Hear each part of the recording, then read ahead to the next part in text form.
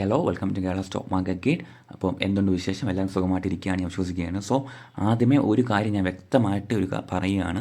നിങ്ങൾ ട്രേഡ് ചെയ്യുന്ന അല്ലെങ്കിൽ സ്റ്റോക്ക് മാർക്കറ്റിൽ പലതരത്തിൽ ട്രേഡിംഗ് ചെയ്യുന്നവരുണ്ടാവും. ഇൻട്രാഡേ, ഓപ്ഷൻസ്, സ്വിംഗ് ട്രേഡിംഗ്, അങ്ങനെ പല രീതിയിൽ ട്രേഡ് ചെയ്യുന്ന ആളുകളുണ്ടാവും. അങ്ങനെ ഏത് രീതിയിൽ ട്രേഡ് ചെയ്യുന്ന ആളുകളായാലും ഈ വീഡിയോ മുഴുവനായിട്ട് കാണാൻ ശ്രദ്ധിക്കുക. ടെക്നിക്കലി നിങ്ങൾ കുറച്ച് കാര്യങ്ങൾ മനസ്സിലാക്കി മാത്രമേ മുൻപോട്ട് പോകാൻ ഇനിയുള്ള ദിവസങ്ങളിൽ കഴിയത്തുള്ളൂ. അപ്പോൾ ഈ കാര്യങ്ങൾ നിങ്ങൾ മനസ്സിലാക്കിയില്ലെങ്കിൽ നിങ്ങളുടെ പൊസിഷൻസ് എടുക്കുന്നതെല്ലാം ലോസിലേക്ക് പോകാൻ സാധ്യതയുണ്ട്. സോ ഈ വീഡിയോ മുഴുവനായിട്ടും കാണാൻ ശ്രമിക്കുക. വളരെ ഇമ്പോർട്ടൻ്റ് ആയിട്ടുള്ള കാര്യങ്ങൾ ഞാൻ വ്യക്തമായി നിങ്ങൾക്ക് പറഞ്ഞു തരികയാണ്. സോ അപ്പോൾ നമുക്ക് ആ വിഷയത്തിലേക്ക് ഞാൻ സ്ട്രൈറ്റ് പോവുകയാണ്. അപ്പോൾ നിങ്ങൾ നിഫ്റ്റിയിൽ പലതരത്തിൽ ആളുകൾ ട്രേഡ് എടുത്തിട്ടുണ്ടാവും. ഈ വരുന്ന 2-3 ആഴ്ചകളിലായിട്ട് ഒരുപാട് പേര് സ്വിംഗ് ട്രേഡ് എടുത്തിട്ടുണ്ടാകും. ആ സ്വിംഗ് ട്രേഡ് പലതും ലോസിൽ പോകാനുള്ള സാധ്യതകളുണ്ടായിരുന്നു. പലരും പൊക്ക് കാണും, കുറേ പേര് ലോസ് ബുക്ക് ചെയ്ത് കാണും, കുറേ ആളുകൾ ഹോൾഡ് ചെയ്യുന്നുണ്ടാവും. സോ അങ്ങനെയുള്ളവരും ഇനി എടുക്കാൻ ഉദ്ദേശിക്കുന്നവരെല്ലാവരും നിഫ്റ്റിയിലെ ചില കാര്യങ്ങൾ ശ്രദ്ധിക്കേണ്ടതായിട്ടുണ്ട്. സോ നിഫ്റ്റിയിലെ ചാർട്ടാണ് ഞാൻ എടുത്തേക്കുന്നത്. ഞാൻ നിങ്ങളിവിടെ നോക്കിയാൽ അറിയാം, വീക്ക്ലി ചാർട്ടാണ് ഞാനിവിടെ ഇട്ടേക്കുന്നത്. അപ്പോൾ വീക്ക്ലി ചാർട്ടിൽ ഒരു കാര്യം സ്പെസിഫിക് ആയിട്ട് നോക്കിയാൽ നിങ്ങൾക്ക് മനസ്സിലാവും. കഴിഞ്ഞ 6 ആഴ്ചകളായിട്ട് നിഫ്റ്റി കണ്ടിന്യൂസ് സെല്ലിംഗ് ആണ്. ഇതിൽ ഓരോ ക്യാൻഡിൽസും ഓരോ വീക്കാണ് അല്ലേ. അപ്പോൾ നിങ്ങൾ നോക്കിയാൽ കഴിഞ്ഞ നിഫ്റ്റിയുടെ ടോപ്പ് പോയത് 25,625 ആണെന്ന്. അന്ന് തൊട്ട് ഇന്ന് വരെ, ഈ ആഴ്ചയുടെ എൻഡ് വരെ, കഴിഞ്ഞ 6 ആഴ്ചകളായിട്ട് നിഫ്റ്റിയിലുണ്ടായ ക്യാൻഡിൽസ് നിങ്ങൾ നോക്കിയാൽ കണ്ടിന്യൂസ് പ്രോപ്പർ സെല്ലിംഗ് ആണ് മാർക്കറ്റിൽ നടത്തിയിരിക്കുന്നത്. മാർക്കറ്റിൽ ടെക്നിക്കലി വിസിബിളായ കാര്യം എന്തുവാണ്? മാർക്കറ്റ് ഒരു നല്ലൊരു സപ്പോർട്ട് റേഞ്ച് ബ്രേക്ക് ചെയ്ത് സപ്പോർട്ട് റേഞ്ചിന് താഴെ ക്ലോസ് ചെയ്തേക്കുകയാണ്. സോ അതിന് അർത്ഥം നിഫ്റ്റിയിൽ ബെയറിഷ്നെസ് വിസിബിൾ ആണ് എന്നുള്ളതാണ്. അപ്പോൾ ചാർട്ടിൽ എന്താണ് വിസിബിൾ? ചാർട്ടിൽ ബെയറിഷ്നെസ് ആണ് വിസിബിൾ. സോ ഇപ്പം നമ്മൾ ഈ ഒരു ചാർട്ടിൽ ഇങ്ങനെ കണ്ടതുകൊണ്ട് മാർക്കറ്റ് ഈ അടുത്ത വീക്കുകളിലെല്ലാം ബെയറിഷ് പോകുമെന്നാണോ? അല്ല, അതൊരിക്കലുമല്ല. മാർക്കറ്റ് ചിലപ്പോൾ റിക്കവർ ആയേക്കാം, ട്രാപ്പ് ചെയ്ത് വീണ്ടും മുകളിൽ പോയേക്കാം. അതെല്ലാം മാർക്കറ്റിൻ്റെ രീതി നടന്നോട്ടെ. ബട്ട് ചാർട്ടിൽ എന്താണ് വിസിബിൾ? ചാർട്ടിൽ കാണാൻ കഴിയുന്നത് മാർക്കറ്റിൽ ഡൗൺ സൈഡ് ട്രെൻഡാണ് കാണിക്കുന്നത്. ഈ അടുത്ത സപ്പോർട്ട് റേഞ്ച് എവിടെയാണുള്ളത്? അടുത്ത സപ്പോർട്ട് റേഞ്ച് 23,790 to 23,850 എന്നുള്ള റേഞ്ചിലാണ് അടുത്ത സപ്പോർട്ട് റേഞ്ച് ഉള്ളത്. സോ മാർക്കറ്റ് ഉടനെ ഈ ഏരിയയിലേക്ക് വരുമെന്നല്ല ഞാൻ പറയുന്നത്. മാർക്കറ്റിൽ ചാർട്ടിൽ ക്യാൻഡിൽസ് പരിശോധിച്ചാൽ എനിക്ക് മനസ്സിലാവുന്ന കാര്യം മാർക്കറ്റിൽ നല്ലൊരു സെല്ലിംഗ് പ്രഷർ നിലവിൽ നിൽക്കുന്നു എന്നുള്ളതാണ്. ട്രംപിൻ്റെ താരിഫ് ഇഷ്യൂ, ഗ്ലോബൽ മാർക്കറ്റിൻ്റെ പ്രശ്നങ്ങൾ, ബേസിക്കലി ട്രംപിൻ്റെ താരിഫ് ഇഷ്യൂ കാരണം എല്ലാം തന്നെയായിരിക്കാം മാർക്കറ്റിൽ ഒരു ബെയറിഷ്നെസ് വിസിബിൾ ആയിരിക്കുന്നത് അല്ലേ. സോ അപ്പോൾ നമ്മൾ ട്രേഡ് എടുക്കുമ്പോൾ ഈ ഒരു വ്യൂ മനസ്സിൽ കണ്ട് മാത്രമേ നമ്മൾ ട്രേഡ് എടുക്കാൻ പാടുള്ളൂ. ആൻഡ് നിങ്ങൾ എടുക്കുന്ന സ്റ്റോക്സ് ഇൻട്രാഡേ ആയിക്കോട്ടെ, സ്വിംഗ് ആയിക്കോട്ടെ, അങ്ങനെയുള്ള തിരഞ്ഞെടുക്കുന്ന സ്റ്റോക്കുകളിൽ സ്ട്രെങ്ത് ഉണ്ടെന്ന് ഉറപ്പുവരുത്തി മാത്രം നിങ്ങൾ ട്രേഡ് എടുക്കുക. സോ ഞാൻ കുറച്ച് സ്റ്റോക്സ് എൻ്റേതായ സ്റ്റഡീസ് പ്രകാരം സ്ട്രെങ്ത് ഉണ്ടെന്ന് എനിക്ക് തോന്നിയ സ്റ്റോക്സ് ഞാൻ തിരഞ്ഞെടുത്തിട്ടുണ്ട്. ആ സ്റ്റോക്സ് ഞാൻ നിങ്ങളുമായിട്ട് ഷെയർ ചെയ്യാം. നിങ്ങളുടെ പഠനത്തിൻ്റെ ഭാഗമായിട്ട് അത് ഉൾപ്പെടുത്തു. നിങ്ങൾക്ക് നല്ലതാണെന്ന് തോന്നിയാൽ നിങ്ങൾ സ്വീകരിക്കും, ഇല്ലെങ്കിൽ നിങ്ങൾക്ക് റിജക്റ്റ് ചെയ്ത് പോകാം. സോ ഇപ്പോൾ നിഫ്റ്റിയുടെ കാര്യം ഞാൻ പറഞ്ഞു. ഇത് തന്നെയാണ് എല്ലാ ഇൻഡെക്സുകളിലും. നിഫ്റ്റി സംബന്ധിച്ച് ബാങ്കിങ് ആയാലും PSU ആയാലും മറ്റേത് ഇൻഡെക്സിലായാലും ട്രാപ്പിങ്ങും സെല്ലിങ്ങും ആണ് മാർക്കറ്റ് നടന്നുകൊണ്ടിരിക്കുന്നത്. സോ അപ്പോൾ നമുക്ക് ഇനിയുള്ള ദിവസങ്ങൾ സ്വിംഗ് ട്രേഡിനുള്ള കണ്ടീഷൻ ഇല്ല. നിലവിൽ സ്വിംഗ് ട്രേഡിങ്ങിന് പറ്റിയ ഒരു മാർക്കറ്റ് കണ്ടീഷൻ അല്ല നിലവിലുള്ളത്. അതാണ് ഏറ്റവും വലിയ കാര്യം. ട്രേഡ് ഓപ്പർച്യൂണിറ്റീസ് എടുത്താലും രാവിലെ കാണുന്ന ബുള്ളിഷ്നെസ് ഉച്ചയോടെ ഫെയ്ഡായി പോവുകയാണ്. സോ സ്വിംഗ് ട്രേഡിനുള്ള ഒരു വലിയ ഓപ്പർച്യൂണിറ്റീസ് ഒന്നും മാർക്കറ്റിലില്ല. ക്യാഷുമായി സിറ്റ് ബാക്ക് ചെയ്യുക എന്നുള്ളതാണ് ബേസിക്കലി ഉള്ള കാര്യം. ബട്ട് എന്നിരുന്നാലും ഒരു അവസരം വന്നാൽ ഏതൊക്കെ സ്റ്റോക്സ് ഞാൻ തിരഞ്ഞെടുക്കുമെന്നുള്ള കാര്യം ഞാൻ നിങ്ങൾക്ക് ഈ വീഡിയോയിലൂടെ ഷെയർ ചെയ്ത് തരികയാണ്. ഓക്കെ, അപ്പോൾ ഇൻഡെക്സിലെ ആ ഒരു ഡേഞ്ചർ ആയിട്ടുള്ള കാര്യം നമ്മൾ വിസിബിളായിട്ട് ഞാൻ കാണിച്ചു തന്നിട്ടുണ്ട്. സോ നമുക്ക് സ്റ്റോക്സിലേക്ക് പോകാം. ഇപ്പോൾ ഈ സ്റ്റോക്സ് ഞാൻ തിരഞ്ഞെടുക്കാനുള്ള കാര്യം മാർക്കറ്റിൽ കഴിഞ്ഞ 2-3 ആഴ്ചയായിട്ട് സ്ട്രെങ്ത് കാണിക്കുന്നു എന്ന് എനിക്ക് തോന്നിയ സ്റ്റോക്കുകളാണ് ഞാൻ തിരഞ്ഞെടുത്തിരിക്കുന്നത്. അപ്പോൾ മാർക്കറ്റ് ഒന്ന് ബെറ്റർ ആവുകയാണെങ്കിൽ ഞാൻ സ്വിംഗ് ട്രേഡ് ചെയ്യാൻ ഉദ്ദേശിക്കുന്ന സ്റ്റോക്സും അത് തന്നെയായിരിക്കും. സോ ഞാൻ ആ സ്റ്റോക്സിനും എല്ലാം പരിചയപ്പെടുത്തുകയാണ്. ഫസ്റ്റ് സ്റ്റോക്സ് സ്റ്റാർ ഹെൽത്ത് ആണ്. അപ്പോൾ സ്റ്റാർ ഹെൽത്തും ഞാൻ കഴിഞ്ഞ വീക്കിൽ ഉൾപ്പെടുത്തിയ സ്റ്റോക്കാണ്. ബട്ട് ഒരു ബ്രേക്കൗട്ട് ഉണ്ടാക്കിയിട്ടില്ല. അപ്പോൾ 450 വരെയൊക്കെ ഞാൻ ബ്രേക്കൗട്ട് ചെയ്യുമെന്ന് പ്രതീക്ഷിച്ച് ഞാൻ വാച്ച് ലിസ്റ്റിൽ ഇട്ട സ്റ്റോക്കാണ്. അപ്പോൾ ഈ വീക്കും ഇത്രയും ബെയറിഷ്നെസ് ഉണ്ടായിട്ടും മാർക്കറ്റിൽ സ്റ്റാർ ഹെൽത്ത് എന്നുള്ള സ്റ്റോക്ക് 400 റേഞ്ചിന് മുകളിൽ ട്രേഡ് ചെയ്യുകയാണ്. സോ ഞാൻ അതിലൊരു സ്ട്രെങ്ത് കാണുന്നുണ്ട് സ്റ്റാർ ഹെൽത്ത് എന്നുള്ള സ്റ്റോക്കിൽ. അപ്പോൾ ഞാൻ കുറേ ദിവസമായിട്ട് ഈ സ്റ്റോക്ക് വാച്ച് ചെയ്യുകയാണ്. ഈ ഒരു സപ്പോർട്ട് റേഞ്ച് ബ്രേക്ക് ചെയ്യുമോ അതോ ഒരു 450 ബ്രേക്ക് ചെയ്ത് 490 അല്ലെങ്കിൽ 500 റേഞ്ചിലേക്ക് പോകുമോ എന്ന് ഞാൻ വെയിറ്റ് ചെയ്ത് ഇരിക്കുകയാണ്. സോ സ്റ്റാർ ഹെൽത്ത് എന്നുള്ള കമ്പനി നിങ്ങളൊന്ന് പഠിക്കാൻ ശ്രമിക്കുക. മാർക്കറ്റിൽ ബെയറിഷ്നെസ് ബാധിക്കാത്ത ചുരുക്ക സ്റ്റോക്കുകളിൽ ഒന്നാണ് സ്റ്റാർ ഹെൽത്ത്. സോ ഒന്ന് വാച്ച് ലിസ്റ്റിൽ ഇട്ടേക്കുക. രണ്ടാമത്തെ സ്റ്റോക്ക്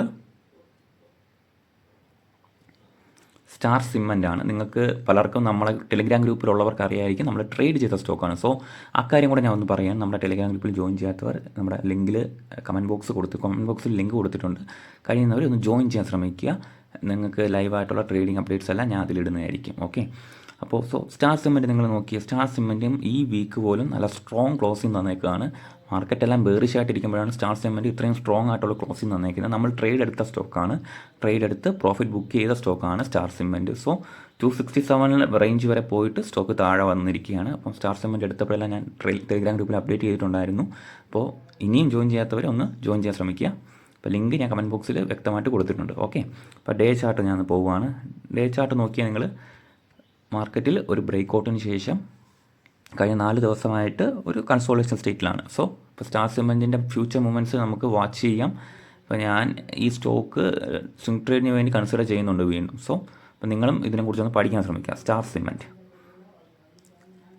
അടുത്ത സ്റ്റോക്ക് TFCI ലിമിറ്റഡ് ആണ്. TFCI ലിമിറ്റഡ് നിങ്ങൾ നോക്കി ഒരു വീക്ക്ലി ക്ലോസിങ് സ്ട്രോങ് ആയിട്ട് ഒരു ദിവസം തന്നിട്ടുണ്ടായിരുന്നു ഒരു 4 ആഴ്ച മുന്നേ. ആൻഡ് ആ 4 ആഴ്ചയായിട്ടും ഈ സ്റ്റോക്ക് മാർക്കറ്റ് കണ്ടീഷൻ കാരണം ഒരു കൺസോളിഡേഷൻ സ്റ്റേറ്റിലാണ്. ആൻഡ് TFCയുടെ ബ്രേക്ക് ഔട്ട് റേഞ്ച് എന്ന് ഞാൻ പറയുന്നില്ല. TFCയെ ഒരു മൂവ്മെൻറ്റ് തരുവാണെങ്കിൽ നല്ലൊരു മൂവ്മെൻറ്റ് കിട്ടും. ബട്ട് മാർക്കറ്റ് കണ്ടീഷൻ നമുക്ക് വെയിറ്റ് ചെയ്ത് മാത്രമേ തീരുമാനം എടുക്കാൻ പറ്റത്തുള്ളൂ. TFCയെ എല്ലാവരും ഒന്ന് പഠിക്കാൻ ശ്രമിക്കുക. ഒരു മൊമെൻറ്റം കിട്ടാൻ സാധ്യതയുള്ള സ്റ്റോക്കാണ്. ഓക്കെ, അടുത്ത സ്റ്റോക്ക് KRBL എന്ന സ്റ്റോക്കാണ്. നല്ല റിസൾട്ടൊക്കെ വന്ന കമ്പനിയാണ്.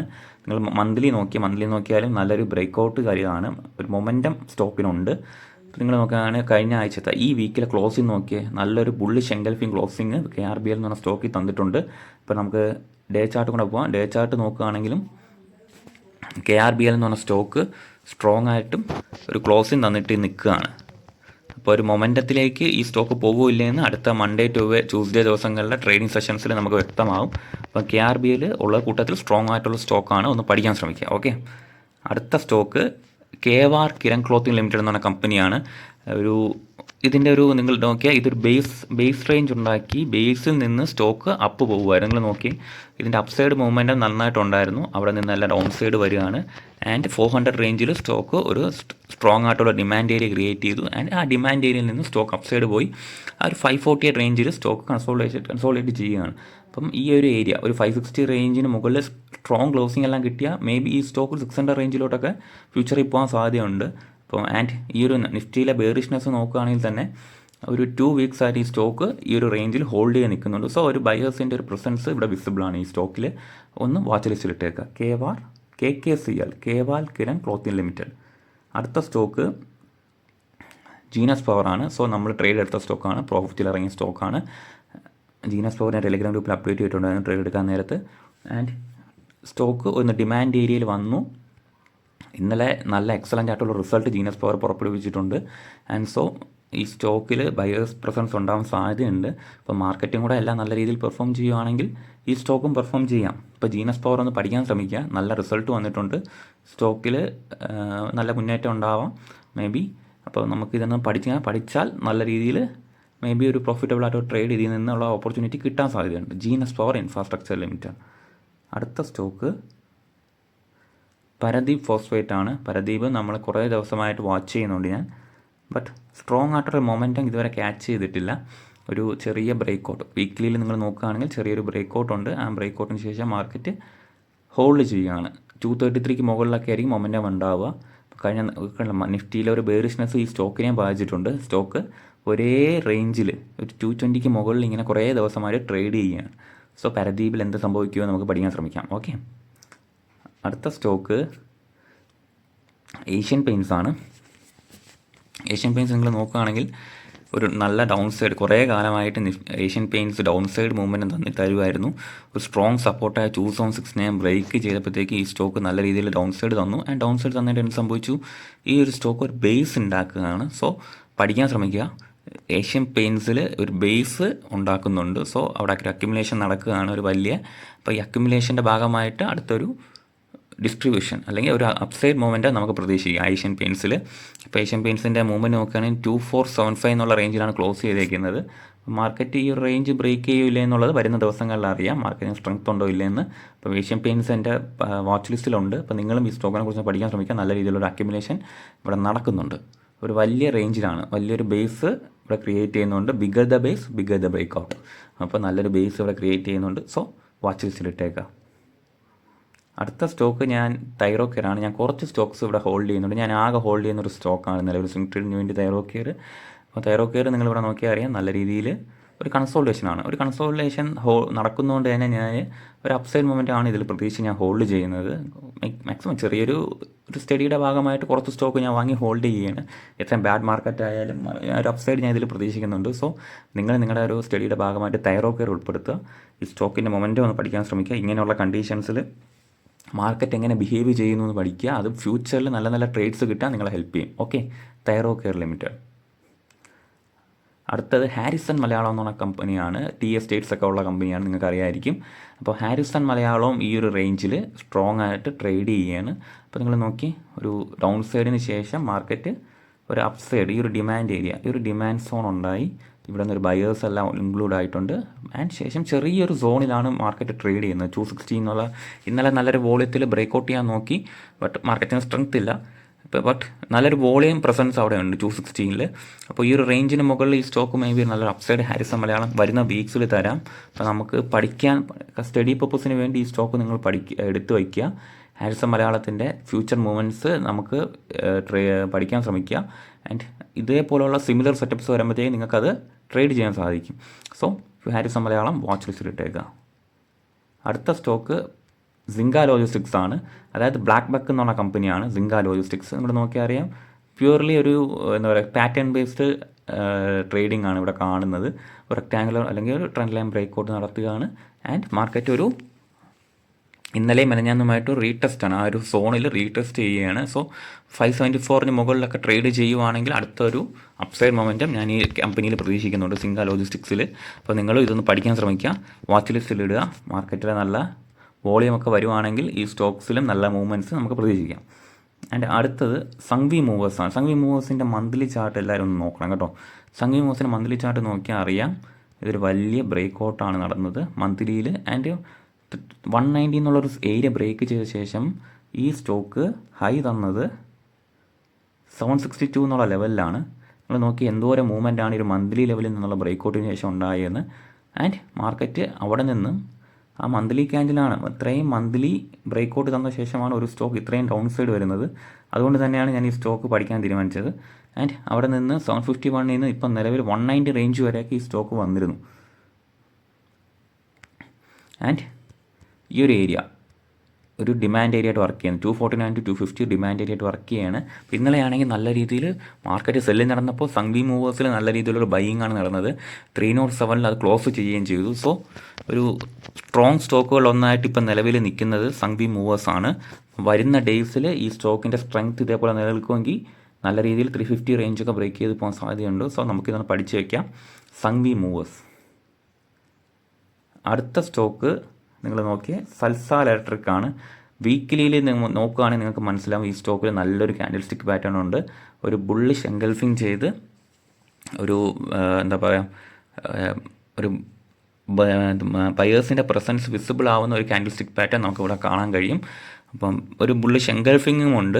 ബട്ട് ഡേ ചാർട്ട് നോക്കുകയാണെങ്കിൽ ഇന്നലെ നമുക്കൊരു തൃപ്തിയുള്ള ക്യാൻഡിലല്ല തരുന്നത്. ഇന്നലത്തെ ഡേ ചാർട്ട് നോക്കുകയാണെങ്കിൽ നമുക്കൊരു തൃപ്തി തോന്നത്തില്ല. ബട്ട് നമ്മൾ ഓവറോൾ ഒരു വീക്ക് ചാർട്ട് നോക്കുകയാണെങ്കിൽ നമുക്കറിയാം ഒരു ഡൗൺ സൈഡ് കഴിഞ്ഞ് മാർക്കറ്റ് ആ ഒരു ഏരിയ ഹോൾഡ് 830 മുകളിൽ സ്റ്റോക്ക് ട്രേഡ് ചെയ്യുകയാണ്. 900 ക്ലോസിംഗ് ആണ്. സോ ഇതൊരു ഡിമാൻഡ് ഏരിയ ആയിട്ട് വർക്ക് ചെയ്യുകയാണ് സൽസാർ ഇലക്ട്രിക് എന്ന് പറഞ്ഞ കമ്പനിയിൽ. അപ്പോൾ ഡേ ചാർട്ടിൽ നിങ്ങൾ നോക്കുകയാണെങ്കിൽ 900 മുകളിൽ ക്ലോസ് ചെയ്തു. അപ്പോൾ മാർക്കറ്റിൽ ഒരു മൊമെൻറ്റം ക്യാച്ച് ചെയ്യുകയാണെങ്കിൽ ഒരു 1000 റേഞ്ചിലേക്ക് ഈ സ്റ്റോക്കിൽ ഹൈ ക്വിക്ക് മൊമെൻ്റാണ് ഞാൻ പ്രതീക്ഷിക്കുന്നത്. സോ ഇത്രയും സ്റ്റോക്സ് ഞാൻ തിരഞ്ഞെടുത്ത് വെച്ചിട്ടുണ്ട്. കാര്യം മാർക്കറ്റ് അടുത്ത വീക്ക് സ്റ്റേബിൾ ആവുകയാണെങ്കിൽ ഞാൻ തിരഞ്ഞെടുക്കുന്ന ഫസ്റ്റ് പ്രയോറിറ്റി സ്റ്റോക്സിലൊന്ന് എൻ്റെ ഈ വാച്ച് ലിസ്റ്റിലുള്ള സ്റ്റോക്സ് ആയിരിക്കും. കാര്യം കഴിഞ്ഞ 4-5 ആഴ്ചയായിട്ട് ഈ സ്റ്റോക്ക് കാണിക്കുന്ന സ്ട്രെങ്ത്താണ്. സോ നിങ്ങളും ഈ സ്റ്റോക്ക് നിങ്ങളുടെ സ്റ്റഡീസിൻ്റെ ഭാഗമാക്കുക. അപ്പം സ്വിംഗ് ട്രേഡിന് പറ്റിയ അറ്റ്മോസ്ഫിയർ അല്ല. കഴിവതും കയ്യിൽ ക്യാഷ് ഹോൾഡ് ചെയ്ത് വെയിറ്റ് ചെയ്യുക മാർക്കറ്റ് സ്റ്റെബിലൈസ് ആവുന്നവരെ. അതിനുശേഷം നിങ്ങൾ സ്റ്റോക്സൊക്കെ തിരഞ്ഞെടുത്ത് തുടങ്ങുമ്പോഴത്തേക്കും ഇതേപോലുള്ള സ്ട്രെങ്ത്തുള്ള സ്റ്റോക്കുകൾ സ്വിംഗ് ട്രേഡിന് വേണ്ടി തിരഞ്ഞെടുക്കുക. ഓക്കെ, അപ്പം ഇനി ഒരു കാര്യം കൂടെ ഒന്നും കൂടെ പറയുകയാണ്. ടെലിഗ്രാം ഗ്രൂപ്പിൽ ജോയിൻ ചെയ്യാത്തവർ ദയവായി ജോയിൻ ചെയ്യുക. അപ്പം നമ്മുടെ ട്രേഡിംഗ് ആയിട്ടുള്ള അപ്ഡേറ്റ്സ് എല്ലാം ഞാൻ അതിലിടുന്നതായിരിക്കും. ഓക്കെ, അപ്പം തിങ്കളാഴ്ച വേറൊരു വീഡിയോ ആയിട്ട് ഞാൻ വരുന്നതായിരിക്കും. Thank you.